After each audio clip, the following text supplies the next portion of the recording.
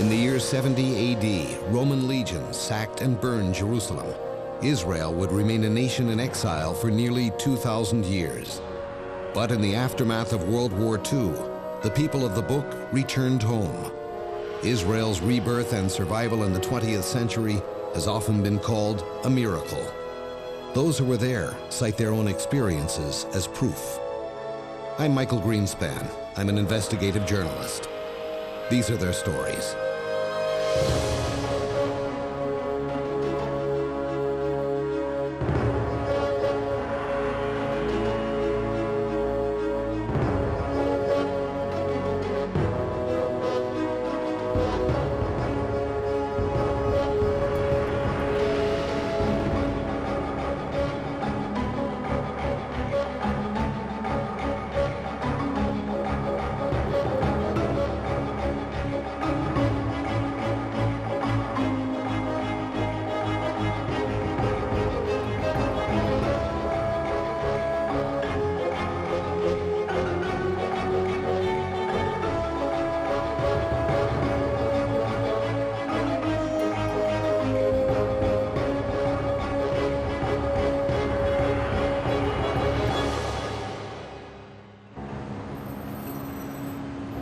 It's impossible for anyone young, for anyone who, for that matter, was not here, to imagine what this place was like before Israel became a nation again in 1948.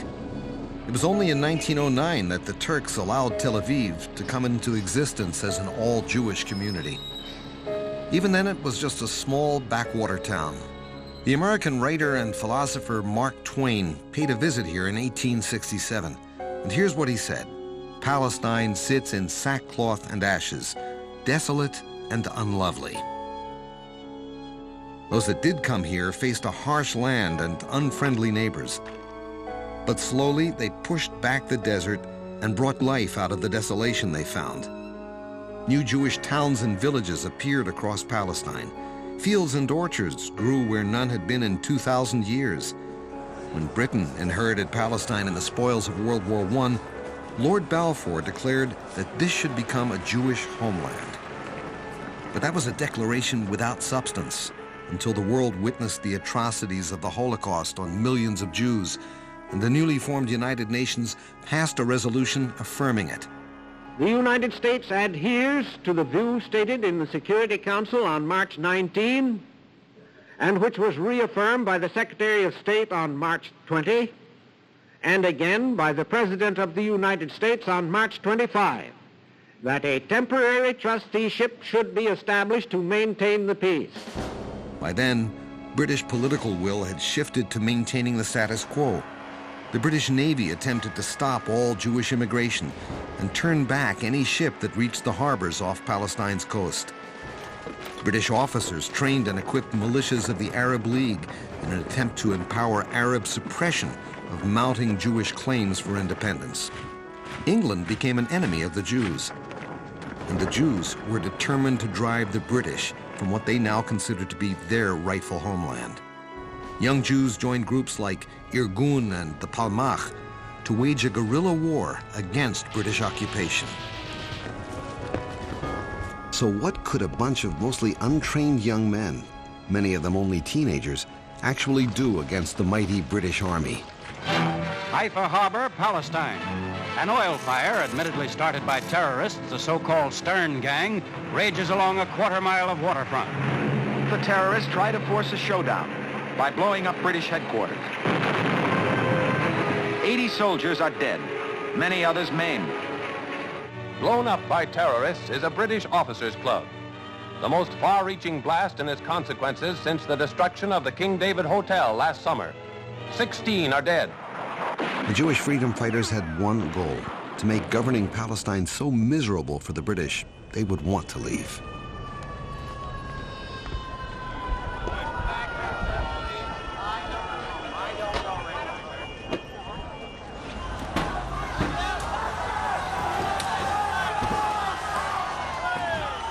The English finally had enough. I have been instructed by His Majesty's government to announce with all solemnity that they have consequently decided that in the absence of a settlement, they must plan for an early withdrawal of British forces and of the British administration from Palestine. One of those young Jewish freedom fighters who helped drive the British from Palestine was a teenager named Ezra Yachin. His story recalls an account in the Bible of God blinding the eyes of those who would have harmed Abraham's nephew. Ezra, when you were a young man, a teenager, Yeah.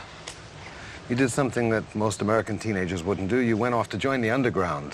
When my parents found out, it was terrible. I made them understand that I'm decisive.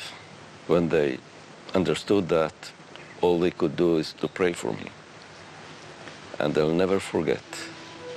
Every time I went down the steps, getting out of our home, I've heard my mother whispering a prayer.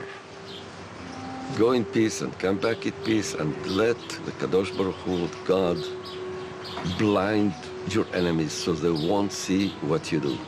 And I want to tell you, this prayer was received in the skies in a stunning way. So many times my life was saved miraculously.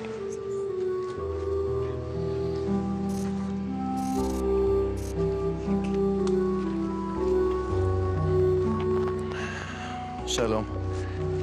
שמעון מיכאל, אני מצטער. אני צריך הלילה רק 3.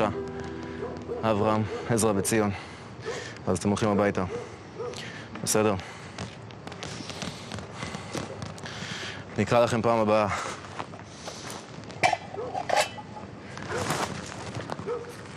חברים, מחר ב-6 בבוקר אנחנו תוקפים שיירת סיור בריטית בדרך לירושלים. יש לנו כאן בשקים רימוני יד, רובים וחלקים של מקלע ברן חדש. תרכיבו אותו כשתגיעו לשטח. ליד הכביש במקום שבו השיירה עוברת יש בניין ריק. נתקוף משם. הכל ברור? כן. טוב, אז נתראה בעוד כמה שעות. הצלחה. One thing we didn't know, that the British imposed a sudden curfew. They intended to hang 2 of my friends, and they feared that we, the underground, will manage to kidnap British soldiers. It was a dark night. Once we started walking, we faced through the dark British troops approaching. We tried to escape from this group. We found ourselves approaching the other group. The only thing we could think about was the gallows. But not yet, not yet, not yet. Suddenly we heard shooting. The next day found out the reason. Quite near, a poor man, father of 10 children, Mizrahi was his name, Abud Mizrahi. He was shot to death. He didn't know about the curfew, and that was his destiny.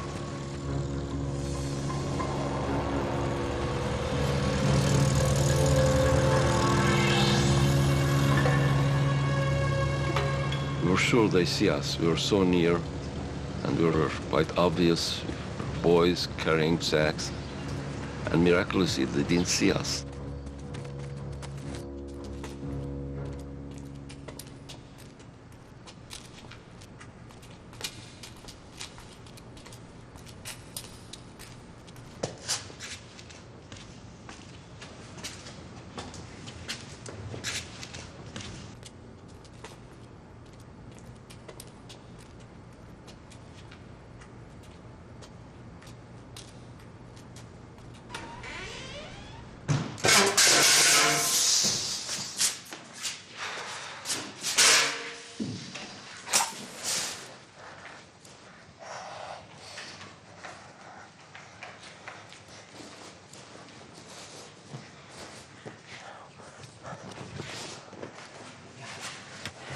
החלקים. כזה הפוך.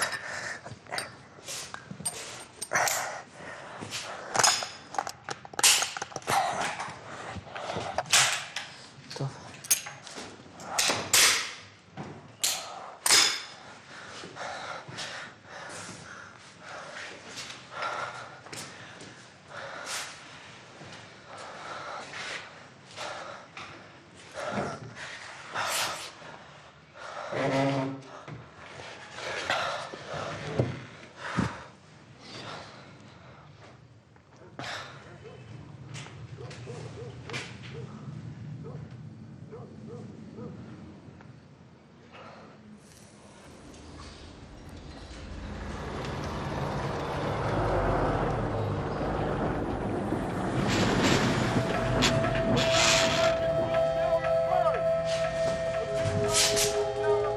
We looked through the window and we saw masses of troops jumping from trucks and storming over the houses, coming to search.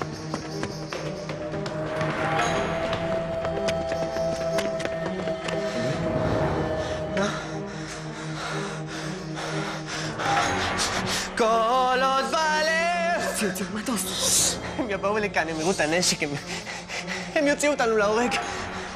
אני רוצה שהם יבינו למה אנחנו עושים את זה. אני רוצה שהם ידעו למה אנחנו כאן. כל עוד בלב! זה שירן יותר טוב. מה? אבל זה תלוי בשלושתנו. אתם זוכרים את מות שמשון, תמות נפשי עם פלישתים? הם יבואו לכאן ואין לנו סיכוי נגדם. אבל הם ישלמו ביוקר עבור החיים שלנו. צודק. מסכימים? קדימה. כנסו לעמדות, תהיו מוכנים.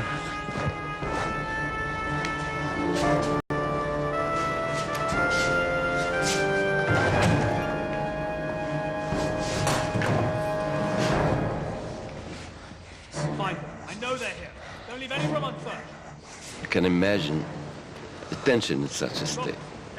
And you've heard them approaching, and every step made them closer to us. And then you've heard them getting in the corridor and knocking hardly on a door next to our door. It was right behind our wall, right next to our room. They searched, they moved the table, and they closed it, and they opened the drawers, and they turned the mattresses, and they knocked on the floor. And this time, I thought, soon they come to us. And all kind of memories came to my mind. What I expected from my life and what's going on. And the more I thought, the more my heart was beating harder and harder, and I felt suddenly my body trembling from excitement. I didn't join the underground to kill myself, but I knew I was ready, I knew the dangers, and if this is the end. But then when I glanced to my friends, this was much harder. I couldn't believe that a man can love a human as I loved them in that moment, as I loved my friends.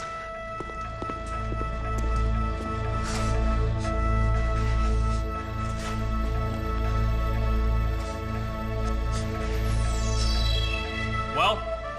They're not here, sir. We've searched everywhere. Check the night patrols. Somebody should have seen them. Meet me downstairs. Yes, sir. Let's go!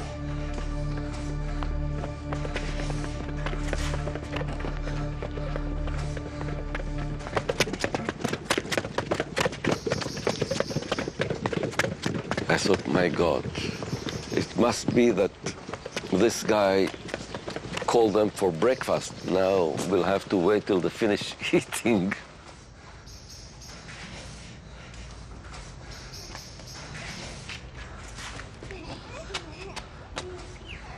And suddenly we've heard in the outside voices of children. You know how children, when they play loudly and so on.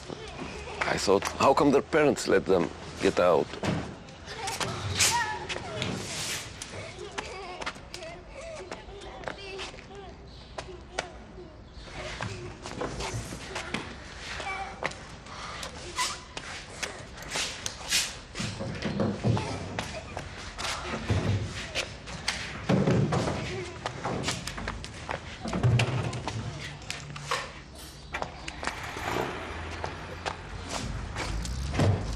Then you've heard their vehicles getting further, and understood the British left.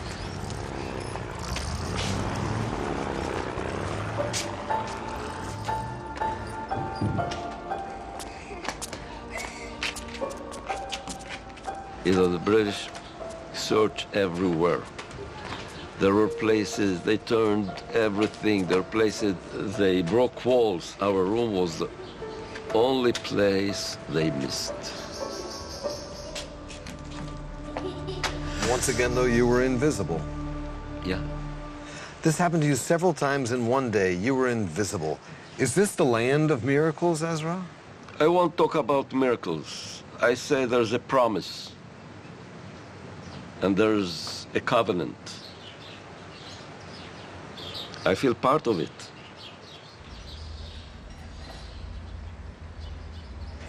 In the search for miracles here, there is no better place to look than the very existence of Israel itself.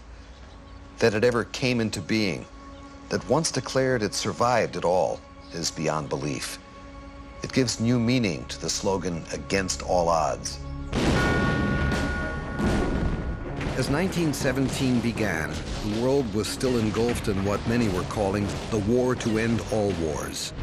England and her allies were facing an acute shortage of explosives until a patriotic Jewish scientist named Chaim Weizmann approached the British government with a formula he had devised for TNT.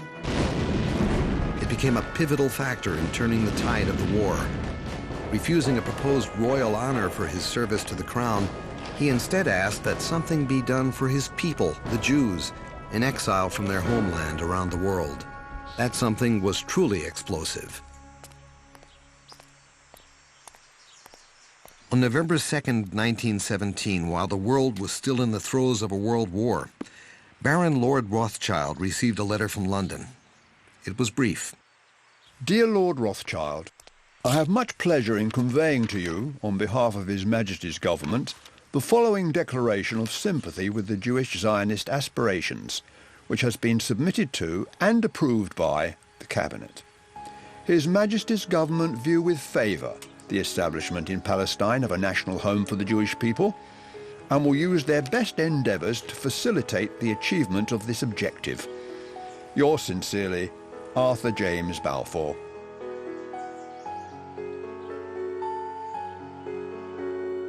Those powerful words became a mighty wind that swept through worldwide Jewry, fueling Zionist fires of hope that after 2,000 years, the exiled nation of Israel would again have a home in the land of David. 1 month later, on December 11, 1917, British General Edmund Allenby accepted the surrender of Jerusalem from the Turks, who had held the Holy City captive for more than 400 years. The month following, Chaim Weizmann, who would eventually become Israel's first president, met with Faisal Hussein, king of Iraq and Syria. King Hussein wrote in Mecca's Al-Qibla that year, "The resources of the country are still virgin soil and will be developed by the Jewish immigrants." A year later, the king officially executed a treaty with a Zionist organization. At the Paris Peace Conference, which officially ended World War I, he wrote, "We Arabs, especially the educated among us, look with the deepest sympathy on the Zionist movement. Our delegation here in Paris regard them as moderate and proper." The League of Nations ratified the Balfour Declaration, and at the request of the Jewish delegation, assigned to Great Britain a mandate to carry out the declaration's aim of establishing the Jewish national home in Palestine. But Jewish trust in British friendship was about to be shattered. London had its own aims for the Middle East, to create a pan-Arab union of nations dependent on Britain. A Jewish state would be uncontrollable and independent. Britain reversed its support of the Balfour Declaration and now opposed Zionist goals of a Jewish homeland in Palestine. In 1939, Sir Winston Churchill cautioned, "The acts that we engage in for appeasement today, we will have to remedy at far greater cost and remorse tomorrow." The British government issued a white paper in 1939, declaring its abandonment of the Zionist policy.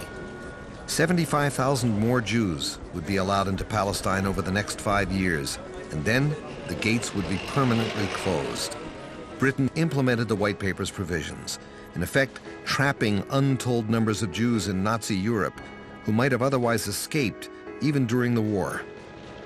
To ensure their policy was carried out, the British Royal Air Force and Navy instituted a blockade around Palestine.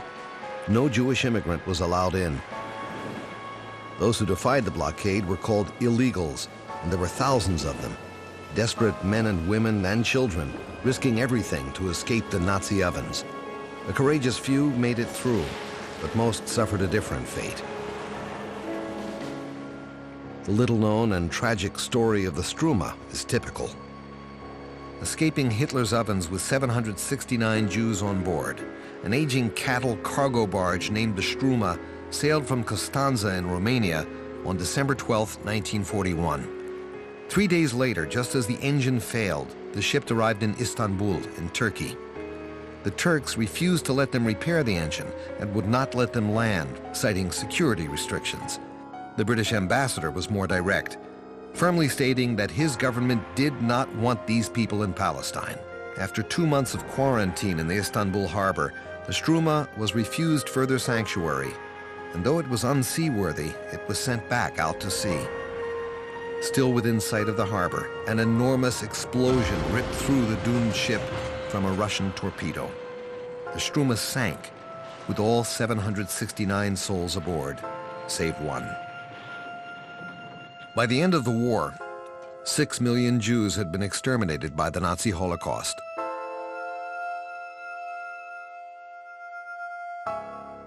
World sympathies toward the Jews forced the newly formed United Nations to face the Palestinian issue. On November 29, 1947, the UN passed Resolution number 181, proposing the partitioning of the British Mandate territory into 2 states, Jewish and Arab. Afghanistan? No. Argentina? Argentina? Abstention. Egypt? No. Soviet Union? Yes. The United Kingdom? Abstain.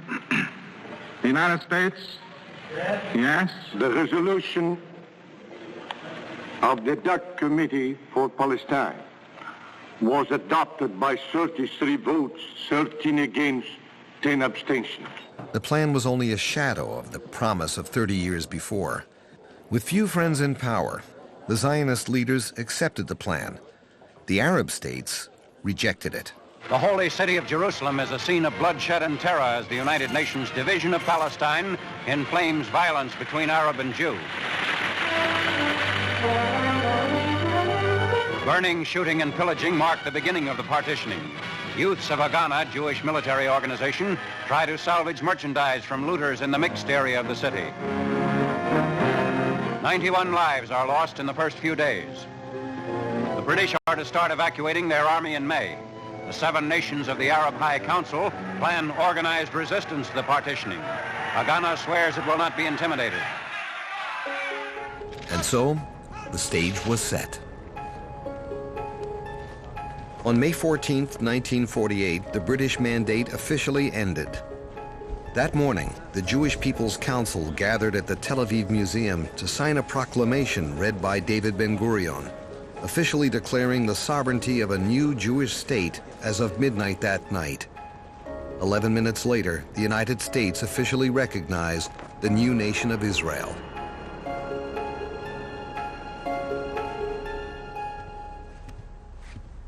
It's so quiet now, but on the morning of May 14, 1948, the air in this room was electric. This was the final crossroads. From this moment, there was no going back. Everyone knew that they could, and in fact many would, pay with their lives for what they were about to do. Yet they remained committed to a course of freedom and independence, for the rebirth of their nation after 2,000 years in exile. And so they signed their names and their lives to whatever lay ahead.